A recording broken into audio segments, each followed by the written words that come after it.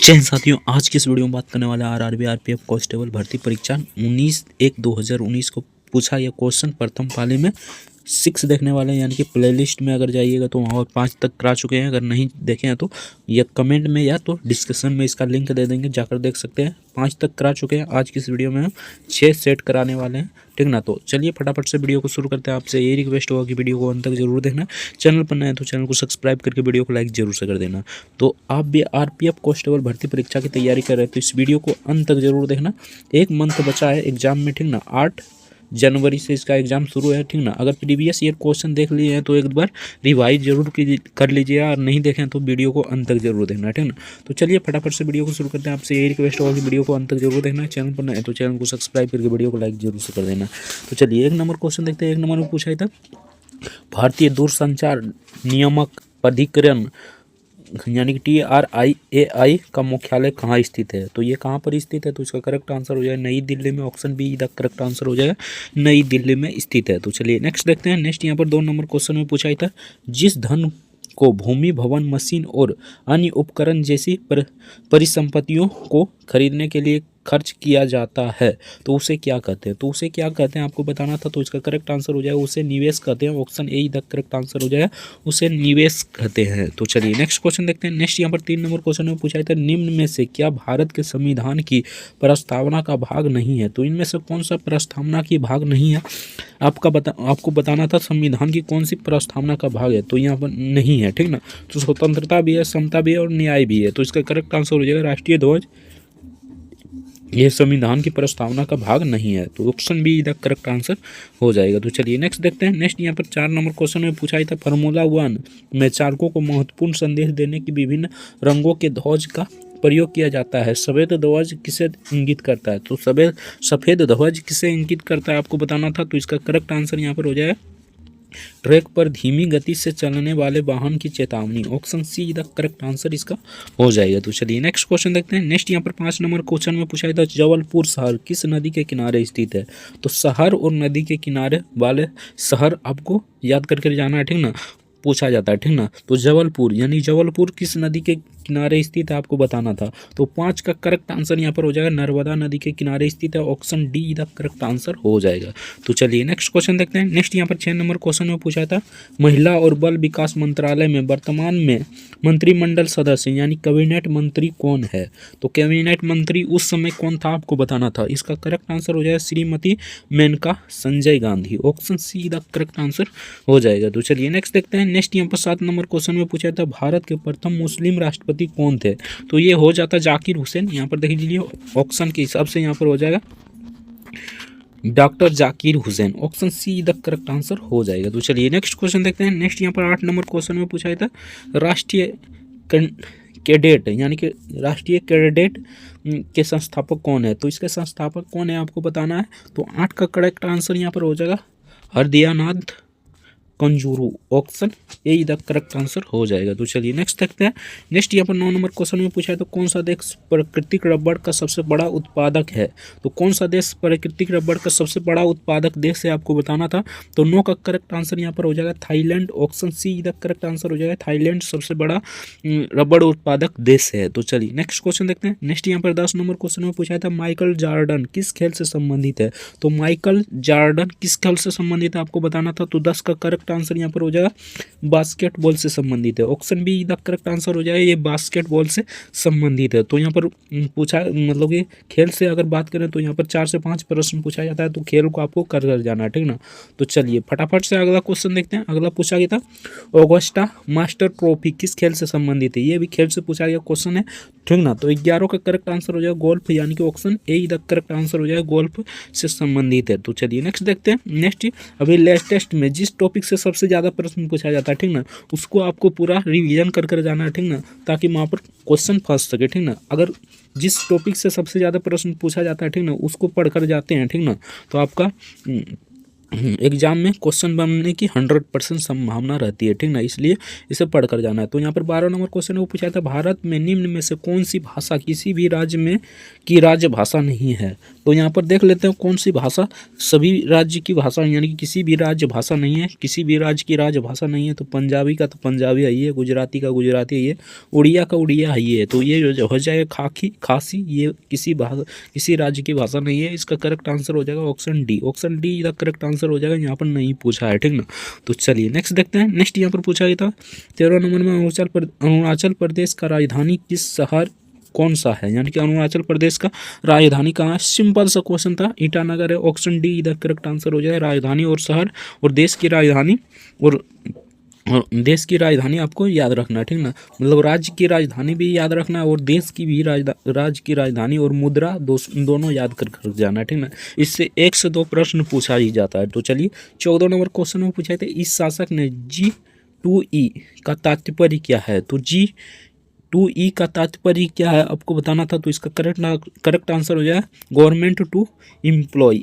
Government to employ हो जाएगा, option B the correct answer हो जाएगा। तो चलिए नेक्स्ट देखते हैं। नेक्स्ट यहाँ पर 15 नंबर क्वेश्चन में पूछा तो बौद्ध धर्म का प्रतीक धर्म चक्र परिवर्तन क्या दर्शाता है। तो धर्म चक्र परिवर्तन क्या दर्शाता है, परिवर्तन क्या दर्शाता है आपको बताना था। तो इसका करेक्ट आंसर हो जाए प्रथम उपदेश। प्रथम उपदेश दर्शाता है, option A the correct answer हो जाएगा। तो चलिए नेक्स्ट देखते हैं। अगर अभी तक वीडियो को लाइक नहीं किया है तो आपसे रिक्वेस्ट हो कि वीडियो को लाइक जरूर से कर दीजिए, चैनल पर नए तो चैनल को सब्सक्राइब जरूर से कर लेना, ठीक ना। तो चलिए 16 नंबर क्वेश्चन देखते हैं, फास्फोरस का प्रतीक क्या है। तो सिंपल सा क्वेश्चन है, पी हो जाएगा, option D the correct answer हो जाएगा, फास्फोरस का पी होता है, ठीक ना।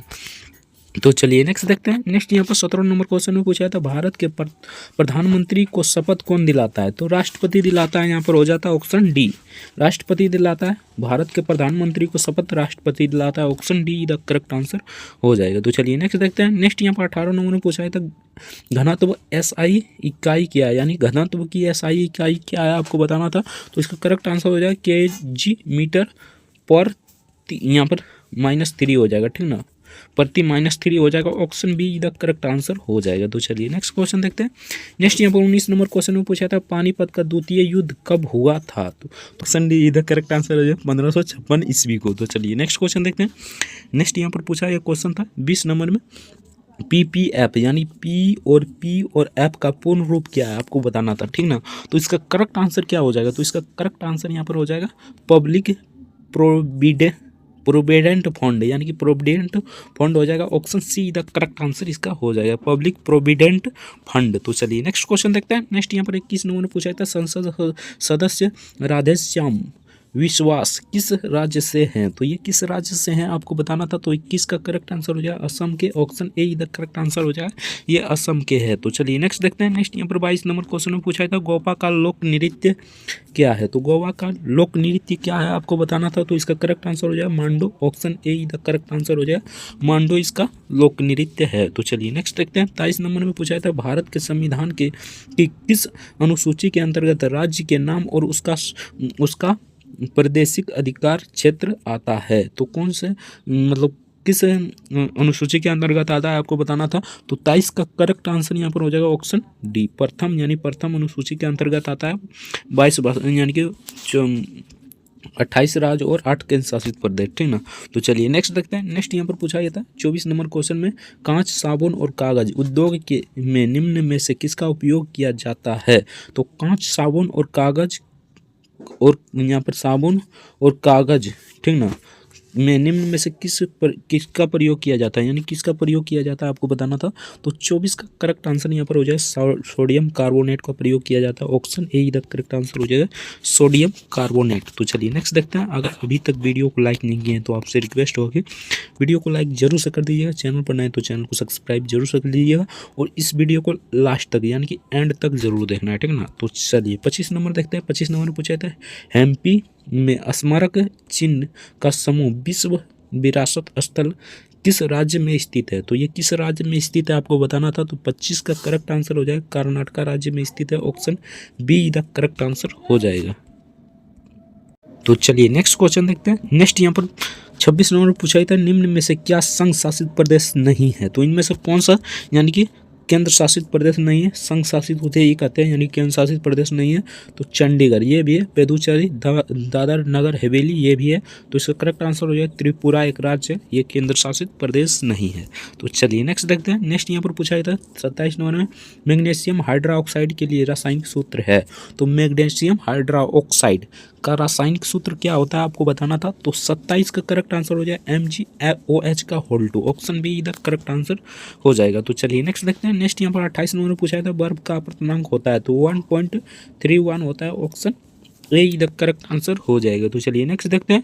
नेक्स्ट यहाँ पर पूछा गया था 29 नंबर में, भारत का राष्ट्रीय वृक्ष कौन सा है। तो वट वृक्ष है, ऑप्शन बी इधर करेक्ट आंसर हो जाएगा। वट वृक्ष भारत का राष्ट्रीय वृक्ष है। तो चलिए नेक्स्ट देखते हैं। नेक्स्ट यहाँ पर 30 नंबर क्वेश्चन में पूछा था श्री फिरोज शाह मेहता ने कौन सा समाचार पत्र प्रारंभ किया था। तो इसने कौन सा समाचार पत्र प्रारंभ किया था। तो इसका करेक्ट आंसर हो जाएगा Bombay Chronicle, option B the correct answer हो जाएगा। तो चलिए नेक्स्ट देखते हैं। नेक्स्ट यहाँ पर 31 नंबर में पूछा है, तो भारत का मार्टिन लूथर किसे कहा जाता है। तो भारत का मार्टिन लूथर किसे कहा जाता है आपको बताना था। तो 31 का करेक्ट आंसर हो जाए दयानंद सरस्वती को कहा जाता है, option C the correct answer हो जाए दयानंद सरस्वती को कहा जाता है। तो चलिए नेक्स्ट क्वेश्चन देखते हैं। नेक्स्ट यहाँ पर 32 नंबर क्वेश्चन है, वो पूछा था प्रकाश किरण के रंगीन घटक के ब्लेड को इसकी खालिक स्थान कहते हैं। तो इसको क्या कहते हैं आपको बताना था।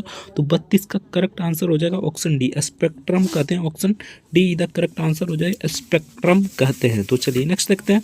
नेक्स्ट यहाँ पर 33 नंबर क्वेश्चन में पूछा था विटामिन ई का रासायनिक नाम क्या है। तो विटामिन ई का रासायनिक नाम क्या है आपको बताना था। तो ये हो जाएगा कैल्सीफेरोल। 33 का करेक्ट आंसर हो जाएगा ऑप्शन सी, यानी कि टेकोफेरोल हो जाएगा, कैल्सीफेरोल नहीं होगा, ठीक ना, टेकोफेरोल हो जाएगा, option C the correct answer हो जाएगा। तो चलिए नेक्स्ट देखते हैं। इसका करेक्ट आंसर हो जाएगा टेकोफेरोल। तो चलिए नेक्स्ट देखते हैं। नेक्स्ट यहाँ पर 34 नंबर में पूछा था किस राज्य में भौरमदेव मंदिर स्थित है। किस राज्य में भौरमदेव मंदिर स्थित है आपको बताना था। तो 34 का यहाँ पर करेक्ट आंसर हो जाएगा छत्तीसगढ़ में, ऑप्शन ए इधर करेक्ट आंसर हो जाएगा, छत्तीसगढ़ में स्थित है। तो चलिए नेक्स्ट देखते हैं। अगर अभी तक वीडियो को लाइक नहीं किया है तो आपसे रिक्वेस्ट होगी वीडियो को लाइक जरूर से कर दिए, चैनल पर नया है तो चैनल को सब्सक्राइब जरूर से कर दीजिएगा। इस वीडियो को एंड तक जरूर देखना है। तो 35 नंबर में पूछा था आनंदपुरी विश्वविद्यालय किस राज्य में स्थित है। तो आनंदपुरी विश्वविद्यालय किस राज्य में स्थित है आपको बताना था। तो 35 का करेक्ट आंसर हो जाए ये बिहार में स्थित है, ऑप्शन डी का करेक्ट आंसर हो जाए बिहार में स्थित है। तो चलिए नेक्स्ट देखते हैं। नेक्स्ट यहाँ पर पूछा गया था 36 नंबर में जापान की राजधानी क्या है। तो जापान की राजधानी क्या है आपको बताना था। तो सिंपल सा है, टोक्यो हो जाएगा, ऑप्शन सी का करेक्ट आंसर हो जाए, जापान की राजधानी टोक्यो है। वही बीजिंग किसका राजधानी है। तो ये चीन का राजधानी है, ठीक ना, ये चीन का राजधानी आपको याद रखना है, ठीक ना। तो चलिए नेक्स्ट देखते हैं। इसका करेक्ट आंसर हो जाएगा Tokyo, option C the correct answer हो जाएगा। राजधानी और देश का राजधानी आपको याद रखना है, ठीक ना। उसके बाद जैसे हो गया बिहार की राजधानी पटना, ये सब आपको याद रखना है, ठीक ना, इससे भी क्वेश्चन पूछा जाता है। तो यहाँ पर पूछा जाता है DY पाटिल स्टेडियम कहाँ स्थित है। तो ये कहाँ पर स्थित है आपको बताना था। तो 37 का करेक्ट आंसर हो जाएगा यहाँ पर मुंबई में, ऑप्शन ए का करेक्ट आंसर हो जाएगा, ये मुंबई में स्थित है। तो चलिए नेक्स्ट देखते हैं। नेक्स्ट यहाँ पर 38 नंबर में पूछा गया था मकड़ी के अध्ययन को क्या कहते हैं। तो मकड़ी के अध्ययन को क्या कहते हैं। तो 38 का करेक्ट आंसर हो जाएगा आर्कोनोलॉजी, यानी कि आर्कोनोलॉजी कहा जाता है, option D the correct answer हो जाए, आर्कोनोलॉजी कहा जाता है। तो चलिए नेक्स्ट देखते हैं। नेक्स्ट यहाँ पर पूछा गया था 39 नंबर में क्वेश्चन में। तो 39 नंबर में पूछा था यूनाइटेड किंगडम यानी ग्रेट ब्रिटेन और उत्तरी आयरलैंड की मुद्रा का नाम क्या है। यानी कि मुद्रा भी पूछा जाता है, यानी कि देश की मुद्रा भी आपको याद रखना है, ठीक ना। यूनाइटेड किंगडम का मुद्रा क्या होता है, यानी ग्रेट ब्रिटेन और उत्तरी आयरलैंड की मुद्रा क्या है, अब क्या है नाम बताना है, ठीक ना। तो 39 का करेक्ट आंसर की बात करें तो इसका करेक्ट आंसर हो जाए पौंड स्टर्लिंग, यानी कि पाउंड यानी कि पौंड हो जाएगा यहाँ पर, पौंड स्टर्लिंग, ठीक ना, option D the correct answer हो जाएगा। तो चलिए नेक्स्ट देखते हैं।